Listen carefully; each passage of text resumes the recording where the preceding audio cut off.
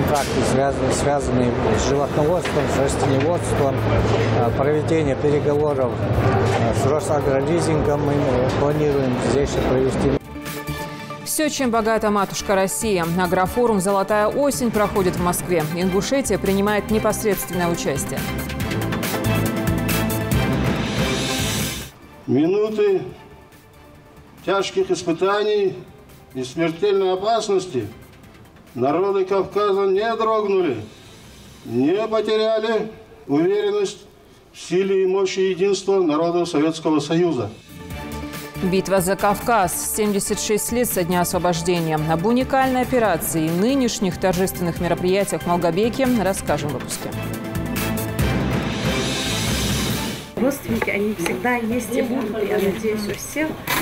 И отправление какой-то вещи – это в любом случае услуга Почты России.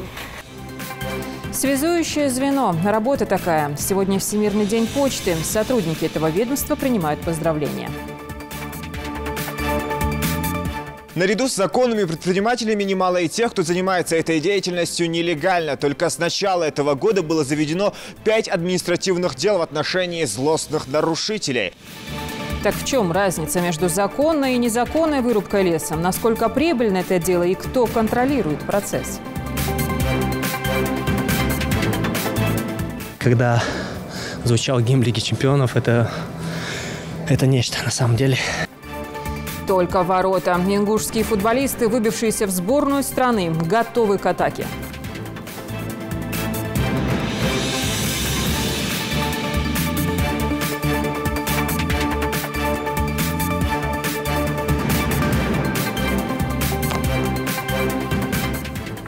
Здравствуйте, это новости 24. Президент Владимир Путин сегодня встретился с 19 высшими должностными лицами субъектов Российской Федерации, избранными в ходе региональных выборов в единый день голосования 8 сентября. Среди них и глава Ингушетии Махмуд Али Калиматов. В ходе встречи Путин пожелал не снижать темпы и весь предстоящий период на этой высокой должности работать с такой же отдачей, как и в период предвыборной кампании. Отметил, что без чуткого отношения к людям успеха не добиться. И это очень важная составляющая в работе каждого руководителя такого высокого уровня и ранга, на котором вы теперь находитесь. Президент пожелал удачи и всего самого доброго. Сегодня в Москве на территории ВДНХ началась 21-я российская агропромышленная выставка «Золотая осень-2019», крупнейший в России смотр достижений сельского хозяйства. В этом году в нем принимает участие свыше 1500 экспонентов из российских регионов, стран ближнего и дальнего зарубежья. В рамках деловой программы пройдет более полусотни мероприятий для экспертов, отрасли, производителей и представителей органов власти, которые в прямом диалоге смогут обсудить наиболее актуальные вопросы и перспективные направления развития отечественного АПК. Также сегодня начал свою работу первый международный агропромышленный форум, который станет ключевым деловым событием недели АПК. Открыл выставку достижений премьер России Дмитрий Медведев. Он вручил награды 16 работникам сельского хозяйства и рассказал, как будет улучшаться жизнь в селах. Следующего года стартует новая государственная программа, по которой мы продолжаем строить жилье, дороги, проводить газ, воду, благоустраивать сельские территории. В общем, стараться делать все, чтобы на селе жить было не менее комфортно, чем в городе. Хотя это и требует больших затрат и серьезных усилий. Мы продолжаем оказывать и значительную государственную поддержку. Подходим к оказанию этой поддержки достаточно гибко.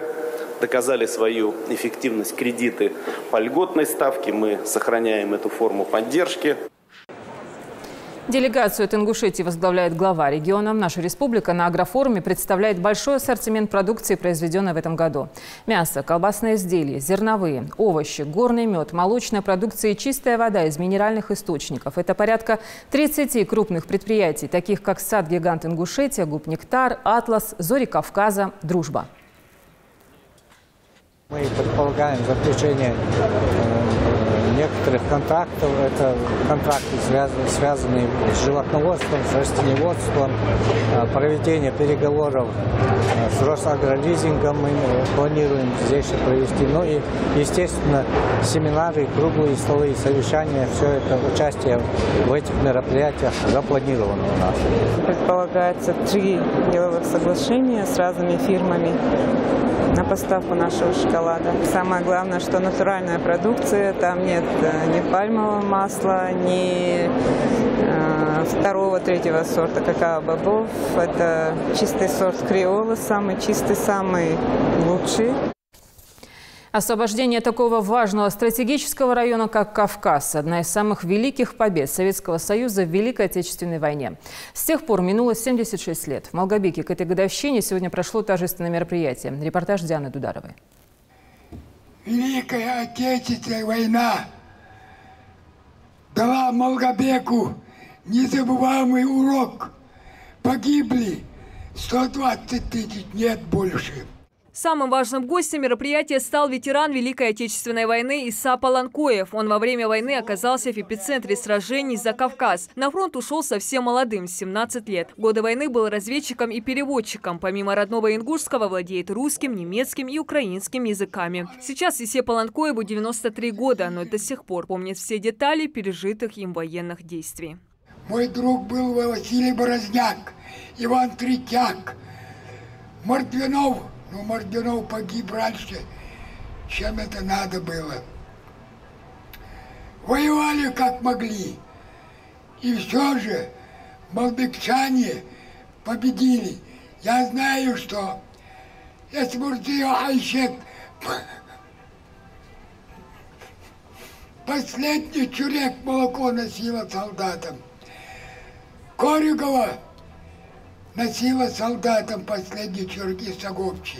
Сегодня исполнилось 76 лет со дня освобождения Кавказа. Легендарная битва стала самой продолжительной в Великой Отечественной войне. Длилась 14 месяцев. Нацисты рвались к нефтяным месторождениям Баку и Грозного, но планы вермахта потерпели крах. Из года в год жители республики с особой гордостью вспоминают яркую победу советской армии в этом сражении и отдают дань уважения ее участникам. В мемуарах маршал Победы Жуков написал: «Минуты тяжких испытаний и смертельной опасности народы Кавказа не дрогнули, не потеряли уверенность в силе и мощи единства народов Советского Союза». В городе воинской славы собрались малгобекчане, гости мероприятия, старейшины, представители власти и учащиеся школ. Все они поздравляют друг друга со знаменательной датой, ставшей поводом для воспоминаний о той важной роли, которую сыграл Малгобек в освобождении Кавказа.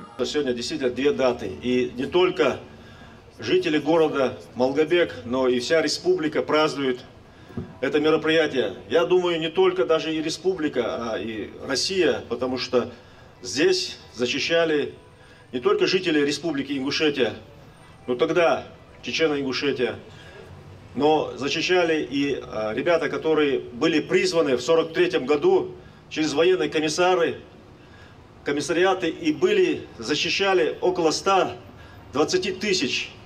Вот такие, которые здесь стоят. Молодые ребята. Битва за Кавказ проходила в 2 этапа. С 25 июля по 31 декабря 1942 года велось наступление со стороны немцев, захвативших целый ряд городов – Ставрополь, Армавир, Майкоп, Краснодар, Моздок и часть Новороссийска. В начале сентября этого же года немецкая армия начала форсировать Терек и даже смогли занять небольшой плацдарм на южном берегу реки. А уже 24 сентября в окрестностях бывшего поселка Нефтяников в Малгобеке разыгралась битва, оказавшая влияние на ход самой кровопролитной войны. На этом участке фронта сошлись главные силы действующих на Северном Кавказе советских и немецких армий в лице Северной группы войск Закавказского фронта и Первой танковой армии вермахта. Уже с начала следующего года советские войска начали контрнаступление, отвоевали обратно территории. 9 октября 1943 года потерпевшие поражение и понесшие серьезные потери немцы были вынуждены отступить.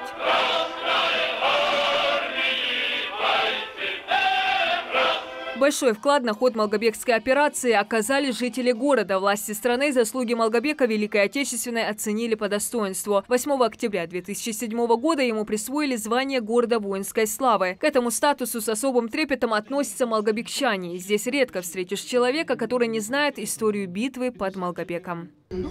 Хочу всех жителей города Малгобека и нашей республики любимой Ингушетии поздравить с этой датой присвоения городу воинской славы и пожелать всем жителям долголетия, здоровья, счастья, успехов, и чтобы молодежь наша никогда не забывала о подвиге своих предков. Надо больше говорить, больше посещать людей в это, чтобы наша молодежь, подрастающее поколение наше, скажем, чтобы они знали, откуда они, кто они, как наши предки защищали нашу родину, как они жили.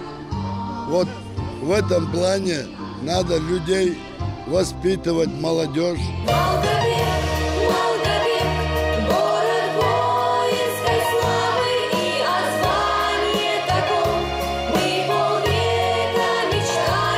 Дань уважения павшим в битве за Кавказ дают и учащиеся малгобекских школ. Несмотря на юный возраст, они хорошо знают историю родного города, его храбрых ветеранов, которые самоотверженно сражались за будущее страны. За его героизм, за его стойкость ему было присвоено это звание. И мы, как жители этого города, мы очень горды за свой город и очень рады этому. И мне хотелось бы пожелать своим сверстникам, чтобы они дальше продолжили гордо нести свое звание этого города, поддерживали этот город и никогда не забывали тот подвиг, который совершили наши деды. Я хочу сказать огромное спасибо ветеранам Великой Отечественной войны за то, что они смогли постоять за наш город, за Малгобек, за то, что они дали нам мирное небо над головой, за то, что мы можем вспоминать наших ветеранов с гордостью. Минутой молчания собравшиеся отдают дань уважения погибшим. И самая главная часть мероприятия – возложение цветов у вечного огня павшим в бою за Родину.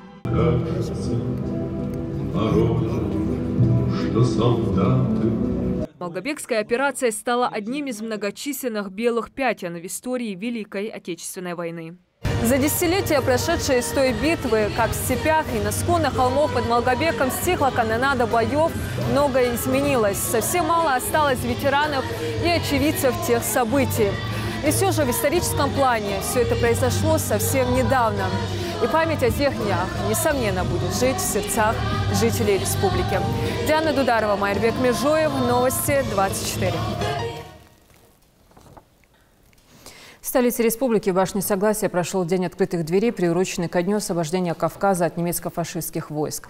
Мероприятие организовала администрация Магаса. Десятки людей пришли сегодня, чтобы увидеть на портретах тех, кто, не щадя своего здоровья и жизни, защитили родной Кавказ от немецких захватчиков. По словам организаторов мероприятия, этот исторический факт важен не только для нашей республики, но и для Северного Кавказа и для России в целом. Напомню, что битва за Кавказ – одно из самых крупных и продолжительных сражений Великой Отечественной войны. Оно длилось 442 дня, начиная с 25 июля 1942 по 9 октября 1943. Комплекс оборонительных и наступательных операций, проведенных на территории Малгобекского района в сложных условиях степной и горно-лесистой местности, вошло в историю военного искусства.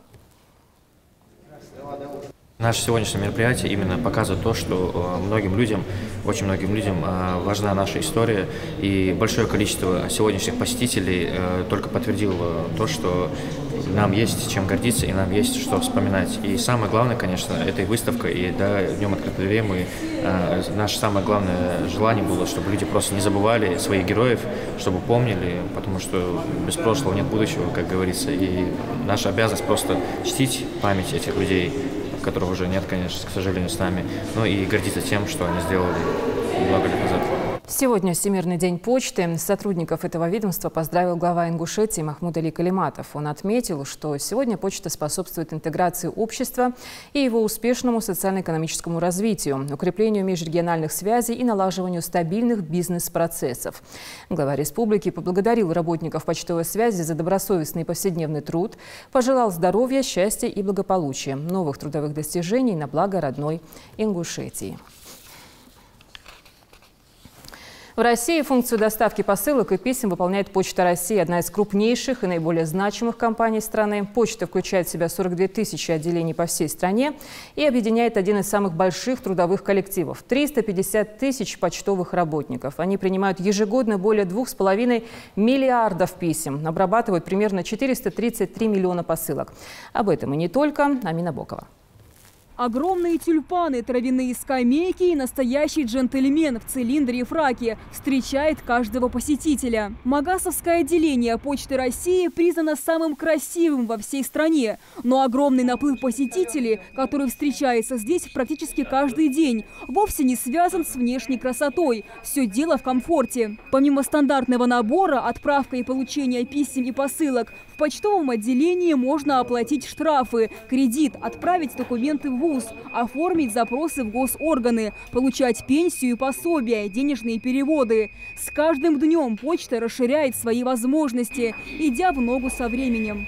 Предоставляются услуги сейчас самые универсальные – это посылки онлайн. То есть клиент дома заполняет свои данные, получателя, отправителя, им присваивается трек-номер, и он с трек-номера приходит к нам. Мы просто сканируем, выдаем ему чек, и он быстрее уходит. Это самая сейчас универсальная услуга. Мадина Чириева работает в отделении с момента его открытия. Пошла по стопам матери, сотрудника почты. Рабочий день у Мадины начинается, как и у всех, в 9 утра. Вначале обслуживание клиентов, затем работа с посылками. Здесь их даже не сотни, а тысячи со всего мира. По этим штампам можно изучать географию земного шара.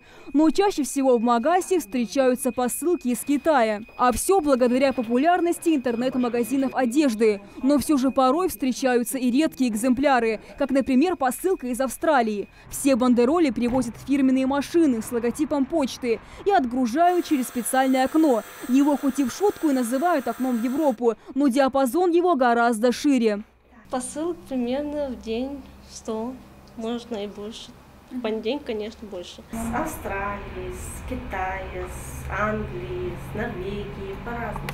Как раз машина приехала за очередной партией бандеролей. Ежегодно в Ингушетии доставляют более 2 миллионов писем и порядка 80 тысяч посылок. Всего в регионе 54 отделения, в которых трудится 528 сотрудников. Это почтальоны, операторы, водители. Ася Султыгова в Назрановском отделении почты работает уже 14 лет. Своему делу она действительно предана. Мне кажется, почта никогда не потеряет свою актуальность, потому что в любом случае посылки, отправление посылок своим родственникам, родственники, они всегда есть и будут, я надеюсь, у всех. И отправление какой-то вещи – это в любом случае услуга Почты России. По словам женщины, сохранились в наше время и романтики. Несмотря на телефоны и различные мессенджеры, остались люди, которые хотят порадовать своих родных и близких письмом, написанным от руки. У нас есть на почте также окно почты банка. Это все банковские услуги. Человек может прийти на почту, также осуществить свои банковские какие-то услуги, там переводы, кредиты или какие-то другие. Вклад почты неоценим. Подтверждается это и тем, что Всероссийский почтовый союз 9 октября 1969 года утвердил на своем конгрессе этот день как Всемирный день почты. Международный праздник поддержала и Организация Объединенных Наций, подчеркивая важность работы почты для нашего общества. Свой праздник почтовики празднуют скромно. Пышных торжеств не устраивают, а стараются еще больше внимания уделить своим клиентам. Ведь работают они исключительно на благо населения. Кстати, в России указом президента в 1994 году учрежден еще один праздник – День российской почты, отмечаемый во второе воскресенье июля. Амина Бокова, Асхаб Белакиев, Новости 24. Печальная новость. Сегодня на 78-м году жизни скончался Саламхан Майсигов, заслуженный работник культуры ЧССР, член Союза журналистов СССР. С 1992 года по 2015 был главным редактором детского журнала «Силаат», который сегодня использует все богатство устного народного творчества ингушей для духовно-нравственного воспитания подрастающего поколения. Он посвятил журналистике всю свою жизнь. Далгешто, далка этим болб.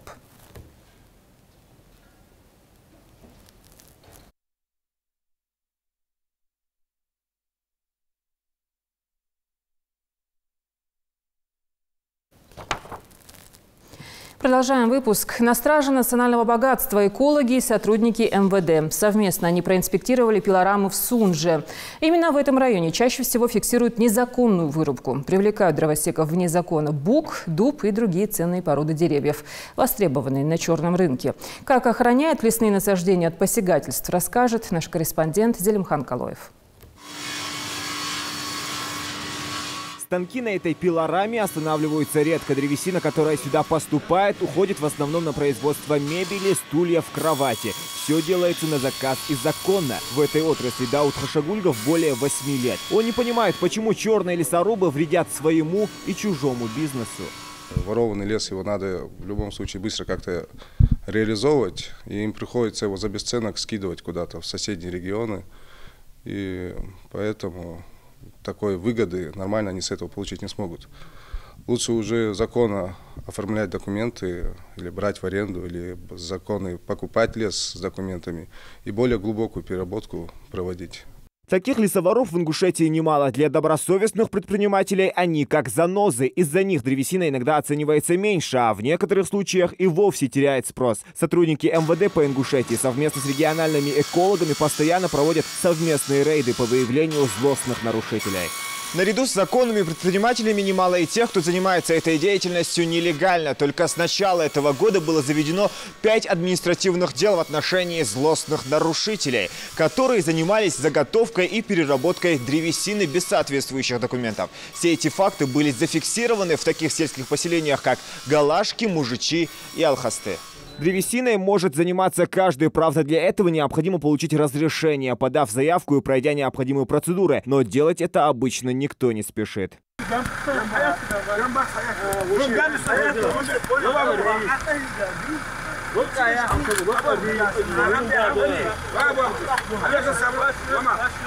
Оперативная съемка. Злоумышленники вырубили 27 ценных пород деревьев, таких как бук и ясень. Инцидент произошел в августе, по этому факту было возбуждено уголовное дело. Нарушители и не подозревают, что своим топором наносят вред не только природе, но и самим себе.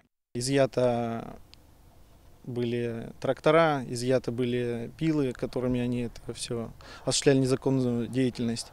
В настоящее время по данному факту возбуждено уголовное дело. По части 30 статьи 260 находится в следственной части Сунжинского МВД.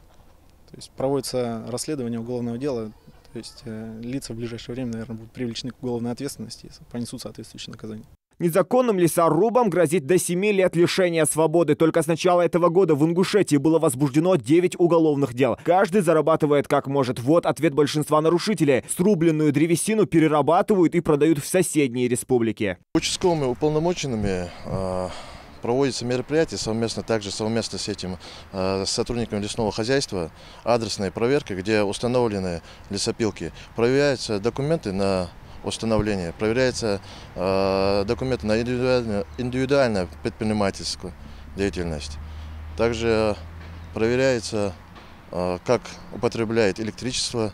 Не выходить за рамки объема заготовки. Вот главное условие при законной вырубке леса. Весь этот процесс тщательно контролируется, чтобы не нанести ущерб лесному хозяйству. Словом, деньги от продажи древесины поступают в казну. Поступило около 2 миллионов 280 тысяч в федеральный бюджет. Вообще все средства, которые поступают с продажи леса, они идут в федеральный бюджет. Потому что это у нас федеральные леса.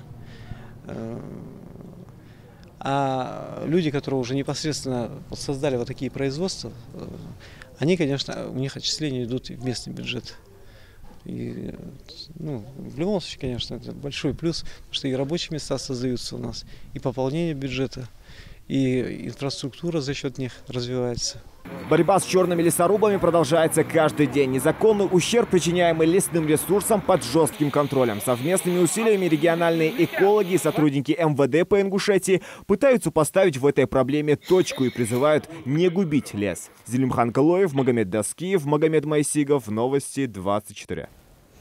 Всероссийский фестиваль Росгвардии «Безопасный город» прошел сегодня в Дворце культуры в городе Назрань. В нем приняли участие сотни школьников, юнормейцев и воспитанников Горского кадетского корпуса.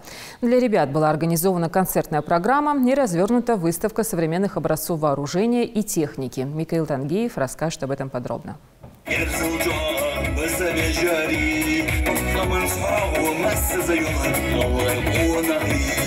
Яркое выступление артистов ингушской эстрады открывает сегодняшний фестиваль Росгвардии «Безопасный город». Он проходит в рамках 3-й всероссийской акции Федеральной службы войск Национальной гвардии Ингушетии. От пистолетов и легких автоматов до пулеметов и крупнокалиберных снайперских винтовок. Сотрудники мобильного отряда особого назначения Ингушетии охотно показывают и рассказывают школьникам о более чем 20 видах специального и автоматического оружия, находящегося сегодня на вооружении спецподразделений ОМОН и СОБР. Бойцы в масках отмечают, что среди молодежи немало патриотов, способных отличить оружие российского производства от западного. Молодежь, вот сейчас мы общаемся, рассказываем, все сравнивают каких-то играми свои оружия. Многие знакомы, сейчас доступ есть в интернете. Многие знают тактические характеристики оружия. А рядом соорудили площадку для беспилотных летательных аппаратов, которые находятся в использовании авиационного отряда специального назначения Росгвардии в нашей республике. Они занимаются разведывательной деятельностью и скрытыми наблюдениями в интересах МВД, ФСБ, Минобороны и самой Росгвардии. В данной, можно сказать, экспозиции представлен самолет беспилотного типа, антенна, наземной станции управления и, соответственно, вертолетного класса квадрокоптер. Его по-другому называют «Серафим». Все эти беспилотники, они, в принципе, находятся в использовании авиационного отряда специального назначения по Республике Ингушетия Росгвардии. Основные гости и участники на этом фестивале – это воспитанники Горского кадетского корпуса и военно-патриотического движения «Юнармия». Ребята с удовольствием поделились своими эмоциями от увиденного. Увидели новое оружие, увидели кадетов, увидели новые выступления. Новое для меня здесь, наверное, ничего не было. Я все в Горском кадетском корпусе видел. У нас есть свой урок «Основы военной службы», где нас изучают военные службы.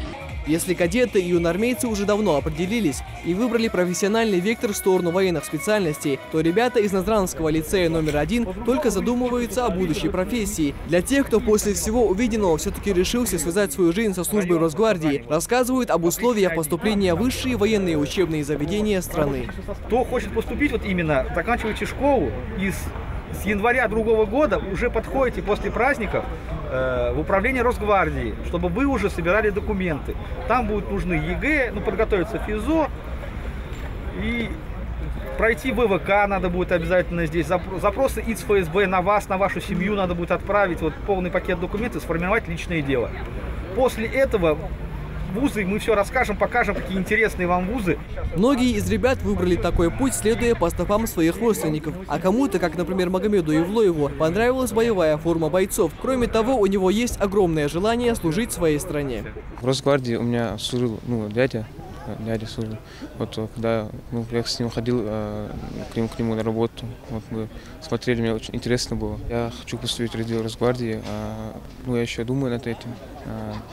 В Росгвардии это может построить хорошую карьеру.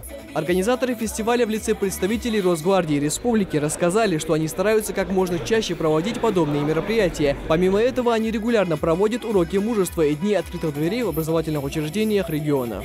Цель данного фестиваля – патриотическое воспитание молодежи Республики Ингушетия. Возможно, подрастающее поколение захочет связать свою жизнь, службу с Росгвардией. Молодежь интересуется, им это нравится. Мы уже не первый раз это данное мероприятие проводим, вот как в школах. Им это интересно. То есть они всегда рады нас видеть. В завершении мероприятия всем ребятам продемонстрировали военную спецтехнику. Здесь и современный бронеавтомобиль «Тигр», грузовая машина повышенной проходимости «Урал», но особенное внимание школьников привлек советский БТР-80. В общем, сегодняшняя экскурсия еще надолго останется в памяти каждого из них. Михаил Тангиев, Адам Далаков, Новости 24. В Акажеве на месте старой школы возводят новое комфортное учебное заведение для младшеклашек. Строят соцобъект по федеральной программе повышения устойчивости жилых домов и основных объектов в сейсмических районах страны. Двери для детей здесь откроют к концу года. Каким образом изменится образовательный процесс, расскажет Дана Плиева.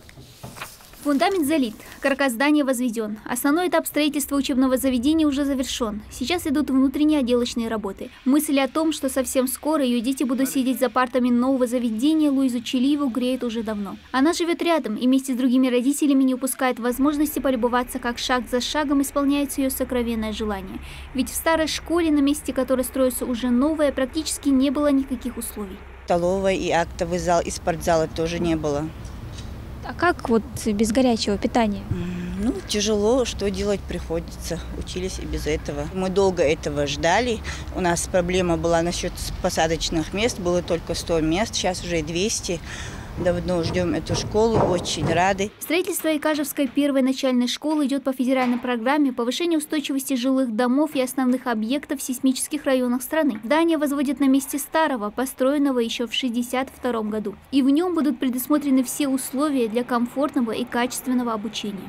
Будет спортзал, актовый зал, потом обеденный зал на 60 посадочных мест, библиотека. Предусмотрено обучение 4 классов с 2 параллельными классами. Также предусмотрены занятия для нулевых классов. Предусмотрена система вентиляции со всем необходимым в случае возникновения пожара с дымоотводом. Также будет установлена пожарная сигнализация. Планировка выполнена с учетом эвакуации по всем требованиям. В эту школу приезжают на учебу из отдаленных сел республики. Дети проходили обучение в 3 смены. При этом все родители отмечают сильный преподавательский состав, который души не чает в своих подопечных. К тому же стройка никак не повлияла на качество учебного процесса. Мы в Икажевской 5-й школе с 2 часов. На процесс обучения это никак не повлияло. Дети как учились, так и учатся. В планах у рабочих заасфальтировать двор и вход перед школой. Появится новая спортивная площадка и свой зеленый уголок. Вместо старых тополей двор украсит новые саженцы и цветы. Единственная вещь, которая волнует родителей, появится ли на месте старой зебры новый пешеходный мост. Тут очень опасно бывает, когда переходят дети дорогу, не останавливают практически машины. И хотелось бы, чтобы здесь был пешеходный мост, если это можно. Потому что вот дети выходят и сразу, чтобы могли перейти надежно, чтобы не боялись. А то очень много случаев было, когда чуть под машину не попадали дети. Беспокойство родителей вполне оправдано. Желто-белые полосы уже успели выцвести, и переход практически не виден. Зебру слишком часто приходится обновлять, и потому пешеходный мост был бы как нельзя кстати. Но по словам заместителя главы администрации Магомеда Хидриева, пока такой возможности нет. Несмотря на это, участок перед школой местная власть взяла под контроль. В будущем, возможно, она найдет свое место, но на сегодня такой позиции у нас нет. Так что сложновато ее на данном местности устроить. Но тем не менее, я думаю, в достаточной мере все водители транспортных средств привыкли к этой местности. Здесь есть соответствующие 100 метров, а здесь есть светофор автомобильный. И здесь есть соответствующие светофоры, все установки, все информационные щиты по переходу детей.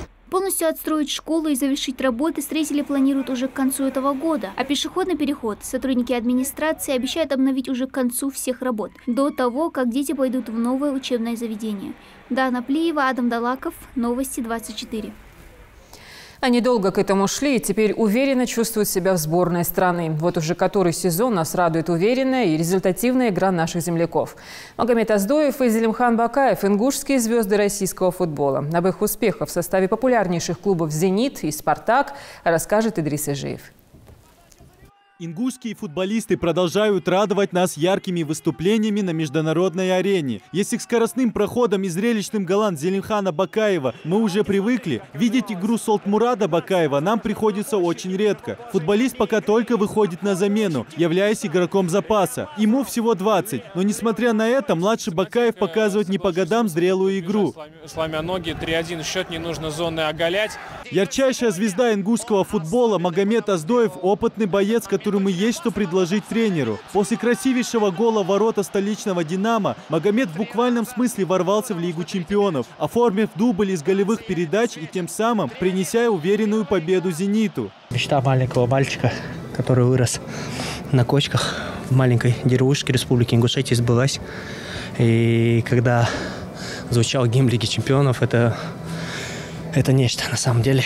Когда я даже был маленький, смотрел, у меня даже по телевизору были всегда мурашки. Я ждал матчей Лига чемпионов и допоздна сидел. Начало октября, значит, пришло время отборочных матчей на чемпионат Европы. В расширенной заявке сборной страны также заявлены ингушские звезды Магомед Аздоев и Зелимхан Бакаев. По своим футбольным качествам Магомед типичный представитель новой школы. Опорный полузащитник, умеющий сыграть в отборе, а также протащить мяч несколько десятков метров – просто находка для любого тренера. В том, что Аздоев застолбит за собой позицию основного полузащитника сборной, сомнений нет. Если Аздоев в большей части сосредоточен на построении игры, то задача Зелимхана приносить результат. С этим у Бакаева все в порядке. Его пушечная левая не раз приносила победу «Спартаку». На этот раз пришло время проявить себя в сборной России. Здесь вступил в борьбу и отвоевал мяч Тиль. Атака продолжается. Бакаев бьет хлестко и забивает второй мяч. До главных матчей остается несколько дней. Пожелаем удачи нашим парням из сборной. Ведь нашей стране как никогда нужны победы. Идрис Ижиев, Новости 24. Следите за новостями на канале Ингушетии и до встречи в эфире.